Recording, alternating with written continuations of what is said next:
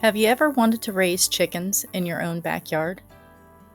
To be able to go just feet away from your back door and collect fresh eggs daily? To have amazing garden companions that will consume enormous amounts of table and garden scraps? We did too, and we got our first flock in 2016, not knowing one thing about raising chickens. Chickens have been on our to get list after our first year of growing a vegetable garden in our city backyard. The municipal code only allowed us to have 4 hens at a time, which we felt would be a good starting point and not too overwhelming. I set out to find the best producing breeds, while Matt began research on how to build a chicken coop for them. We knew we would not have the available space to free range the girls, just due to the fact that our garden area was not fenced in at the time. Matt spent his free time in February and March building a chicken coop in the garage that would later replace a set of azalea bushes in the garden area. Although the shrubs were beautiful in bloom, they were work and produced nothing for us, so they would be removed for a new production method of food for our backyard. After much research online, I came across a farm about an hour from us that sold pullets. These are chickens about 16 weeks of age who are ready to begin laying in the next few weeks.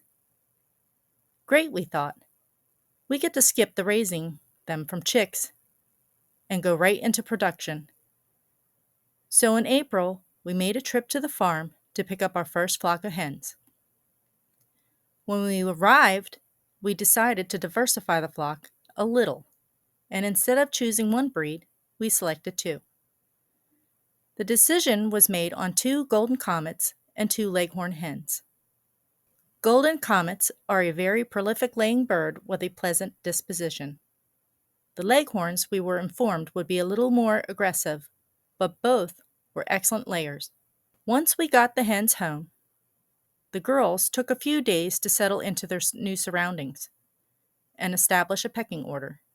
You will find out very quickly that chickens can be vicious, plucking each other's feathers out and pecking at eyes. But do not be concerned. This is natural, and unless you have a problem with one who may be a little too beat up and needs to be set aside for recovery, the chickens will be fine. Matt had built the coop so that there would be 4 nesting boxes that we could access from 2 large doors. The large doors also allowed a way of easy cleanout. He installed a perch made from wooden dowel rod inside as well. The pen area was made from painted 2x4s and 1/4-inch hardware mesh. We also buried the hardware mesh about 6 inches into the ground around the pen to prevent any predators from digging under it and getting to the chickens. For water, we used a water nipple system that allows the chickens to peck at it and cause water to fall into the bowl. The feeder system was made from 3-inch PVC pipe that allowed us to input feed from the outside of the pen and gravity feed down into the trough part. This system, in theory, looked and worked great until it rained and caused the trough portion full of food to get wet and clump up, causing issues with the new feed dropping. This system would, however, be abandoned in time and a normal chicken feeder from the store put into the coop with them. On average, our chickens laid 1 egg per bird per day. That meant we were getting a little over 2 dozen eggs per week. In time, we couldn't keep up with consuming that many eggs and often gave them away to neighbors. We found out quickly that raising backyard chickens was easy and did not require much work at all. They were a perfect addition to our backyard farm. Over the years, we have raised 3 separate flocks of chickens. The last flock we were forced to raise from day-old chicks.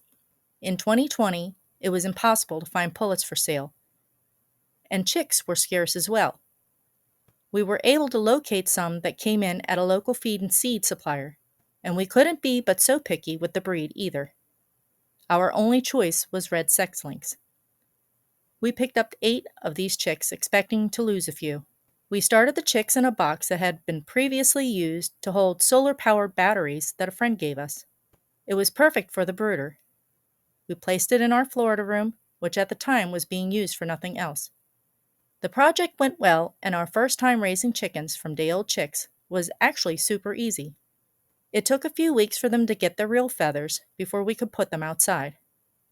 And once out, they loved it.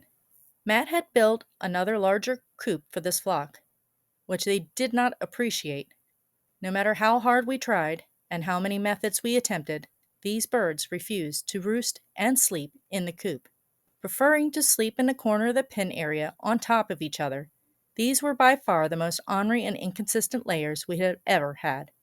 We had one die for no apparent reason one day, and another who became very aggressive to our son and to the other chickens, so much so that we had to cull her from the flock.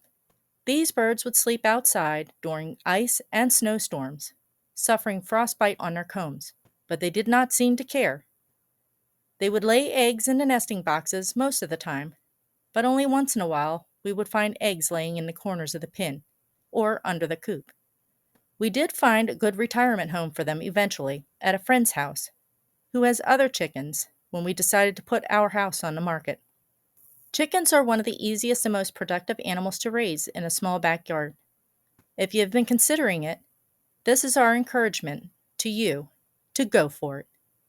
The taste of the eggs are far superior to what you can buy at the grocery store, and at current egg prices, you can save hundreds in food costs annually.